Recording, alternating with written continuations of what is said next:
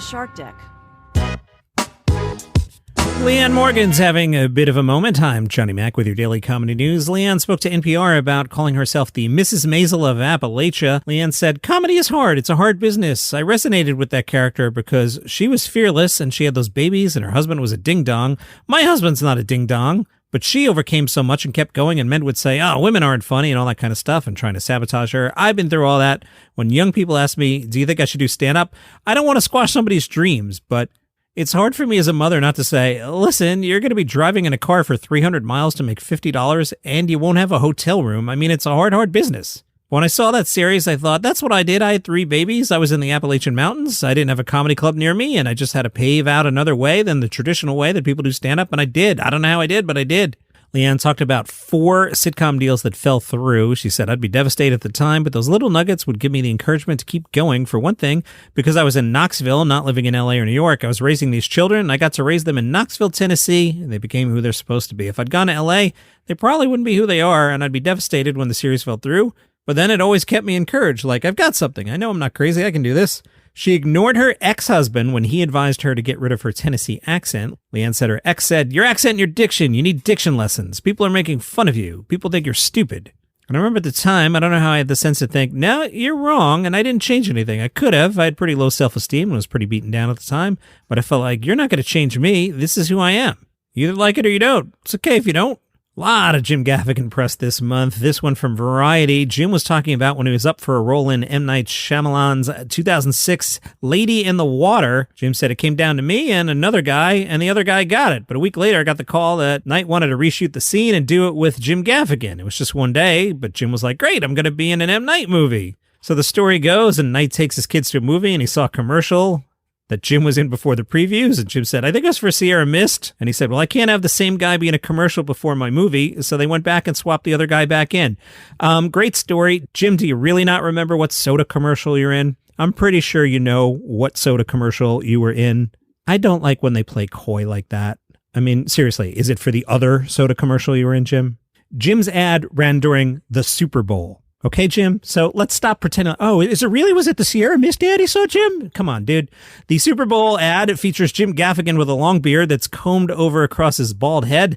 Gaffigan portrays an unruly employee named Ted, who's being fired by his boss because his decision-making abilities are being reanalyzed due to his choice to wear a comb-over hairstyle. Jim's quote again, "I think it was for Sierra Mist." Jim, it was a Super Bowl commercial. You damn well know what it was for. Call me back, dude.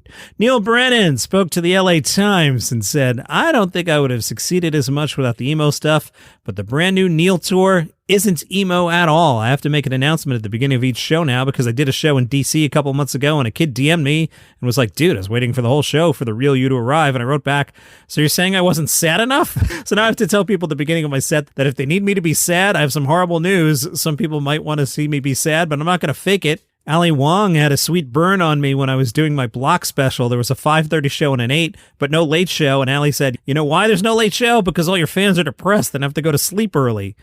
Neal Brennan said, "Comedy now has fewer gatekeepers and an almost infinite amount of gates. In some ways, the YouTube algorithm and the Instagram algorithm are the bookers now, but it still favors the same stuff. It's about having a sticky premise and memorable jokes, but you have to be way faster. People in my generation will release specials, and it's like, oh, dude, all those premises were done 6 months ago."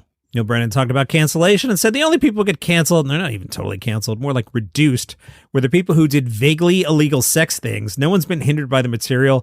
Dave Chappelle and Joe Rogan are both still doing arenas. I know like 12 people who do arenas, which is insane. Cancel culture is just a matter of eyeballs. If you get to Dave's size or Joe's size, there are so many eyeballs on you that someone's going to have a problem with you.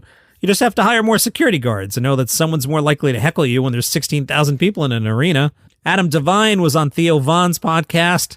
He floated the notion that Marvel movies have destroyed Hollywood comedies. Devine said, "You watch comedies nowadays and you're like, this is not a comedy. Where are the jokes? Where are the bits? There's still good comedy shows, but movie comedy, it's hard. My theory, I think Marvel ruined it. I feel like superhero movies ruin comedies because you go to a theater and you expect to watch something that costs $200 million to make, and comedy movies aren't that. So you're like, why would I spend the same amount of money to go watch a little comedy in a theater if I could spend that and watch something that's worth $200 million? And they'll still make those movies kind of funny, like, oh my God, is that a raccoon talking? That's hilarious, which it is, but it's not a real comedy. Devine said, every studio used to put out several comedies a year, and there were like 45 comedies in the theater per year. So every week or so, there's a new comedy in the theaters. Now, last year, there was like 6 or 7. It's crazy. Joe Lycett shared a joke portrait of Harry Styles and says Harry reached out to buy it immediately. People magazine says back in 2022, Harry Styles had his portrait painted by famed artist David Hockney at the 86-year-old English painter studio in Normandy, France. Apparently, Hockney once sold something for $90 million, the most expensive work by a living artist ever sold at auction at the time. Yikes. After Hockney's portrait of Styles was revealed, Lycett drew a hilarious replica of the work, which features Harry Styles sitting down on a chair in blue jeans, a red and yellow striped cardigan, and a strand of pearls. Joe said on social media, a few months ago, I was contacted by management for Harry Styles asking whether I would consider doing his portrait.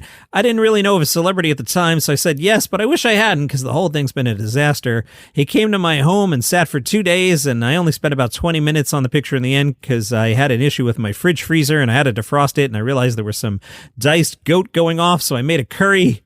Joe said he thought he did a good job with the pic, but his management were quite cross, and one of them said, it's Harry Styles, not Jeremy Beadle's face with an egg. Harry just awkwardly kept saying it was an honor to meet me while not eating his curry. Joe then shared a social media exchange that supposedly is from Harry Styles' Instagram account, in which Harry supposedly writes, I think it's incredibly important that I purchase this portrait from you. If you'd ever consider parting with this masterpiece, I'd like to hang it in my home immediately. Hope you've been well. H. Joe says he'll sell it for about $10. Styles' account appears to respond with an offer of £6, which is around $8. They eventually agreed that was a fair price. Who knows? Insider caught up with David Koechner talking about how some of David's best-known roles are very damaged people. David said, you can't play them like you hate them. You must play them for whatever joy you think is happening. So my job is to show that this is the wrong behavior while you're celebrating it in a way. This is the wrong guy that we should not hold up as anything but a caustic, horrible individual. Koechner actually studied political science at the University of Missouri, thinking he might become a politician, and says, then I realized about the 3rd year in, I'm not going to make it because this is a different ballgame. I didn't realize it's about accumulating power and ego, so I was a bit disillusioned. He enjoys writing because there's immediate feedback from the audience. I just found a whole new 12 minutes because my daughters and I took a manatee and dolphins tour in Naples, Florida, and there was not one manatee nor dolphin to be found. If you like what I do here, go to buymeacoffee.com/dailycomedynews. Throw a couple bucks in the tip jar. I will take your money, and I'll buy coffee. I'm not going to buy any of this new Eddie Izzard gin. Yes, Eddie Izzard has put her name to a brand new gin in a bid to raise money for the Edinburgh Fringe. Now, I'm all in favor of raising money for the Edinburgh Fringe, but I don't drink gin, so buymeacoffee.com/dailycomedynews. Eddie Izzard Edinburgh Fringe gin will consist of 2,400 bottles of Edinburgh gin. It's expected to fly off the shelves, they say, priced at £35. All profits from the sale of the gin will go to support artists hoping to perform at next year's festival. Eddie says, this means a lot to me as I've performed in different languages, acted in a lot of films, and run multiple marathons, despite many setbacks, but I know anything is possible if you believe. She hopes the funds raised will give others an opportunity to bring to life their own self-belief on the stage at the career-defining Edinburgh Fringe Festival. One of the shows you'll find at Edinburgh is Louise Young's Feral. Yahoo says her experiences as a gay working-class Turkish Geordie are rich pickings for a comic of her natural wit and invention. While her boundless onstage enthusiasm is infectious, you'll find her at Pleasance Courtyard. Elliot Steele's show is called Love and Hate Speech. Yahoo says Steele has always excelled at picking at taboo subjects and finding a smart, funny way to dissect the hypocrisies therein, but he's never been quite this good. It's like he's found another level to make his brand of mischievous social commentary even more piercing and impossible to ignore. You'll find him at Underbelly. And that is your comedy news for today. You can follow the show for free on Apple Podcasts, Spotify, YouTube. Trying to get to 1,000 subscribers. Go over to the YouTube page, type in Daily Comedy News. Hit subscribe. You don't have to listen because you just listened trying to get to 1,000. You probably got some kids there on YouTube as well. Make them do it. Let's just get to 1,000. Don't worry about the details. Get me to 1,000. See you tomorrow. Hi, I'm Mark Francis and host of a new podcast, The Messi Effect. Join us as we take you into the exciting new world of Argentine soccer phenomenon, Lionel Messi. And his new life at Inter Miami will bring you into the glitz, the glamour, the star-studded events, along with the exciting journey to a new world of U.S. soccer and international football with news and stories 3 times a week. Come along for the ride as Messi, Miami, and Major League Soccer experience the journey of a lifetime. Get the Messi Effect wherever you get your podcasts.